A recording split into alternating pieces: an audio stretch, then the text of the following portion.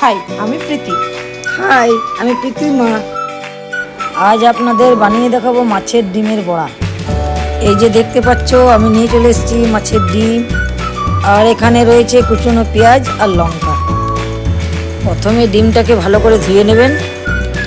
এরপর পরিমাণ মতো লবণ, পরিমাণ মতো হলুদ, পরিমাণ মতো সানরাইজের জিরে গুঁড়ো দিয়ে দিলাম, পরিমাণ মতো বেসন আমি হাতে করেই দিলাম, আপনারা হয়তো চামচ করে দিতে পারেন, পরিমাণ মতো খাবার সোডা, কুচনো পেঁয়াজ লঙ্কা সব দিয়ে দিলাম।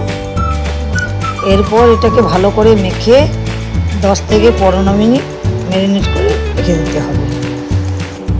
এরকমভাবে মাখা হওয়ার পর ঢেকে রেখে দিলাম। 10 মিনিট পর কড়াইয়ে তেল গরম হতে দিয়ে দিলাম। এবার তেল গরম হয়ে এসেছে। এবার একটা একটা করে বড়া আমি তেলের মধ্যে ছেড়ে দেব। এই যে দেখছেন, এবার বড়াগুলো লাল লাল ভাজা হয়ে গেছে। এবার এদেরকে তুলে নিতে হবে। এই যে দেখছেন, এই যে বড়াগুলো ভাজা সব কমপ্লিট হয়ে গেছে। আর এই যে দেখতে পাচ্ছ, আমার মায়ের বড়া ভাজা কমপ্লিট হয়ে গেছে। আর আমার মায়ের বানানো এই বড়া ভাজাটা খেতে দুর্দান্ত হয়েছিল, এক কথায় দুর্দান্ত। তোমরাও রেসিপিটা ট্রাই করতে পারো। ওকে, টাটা, বাই বাই।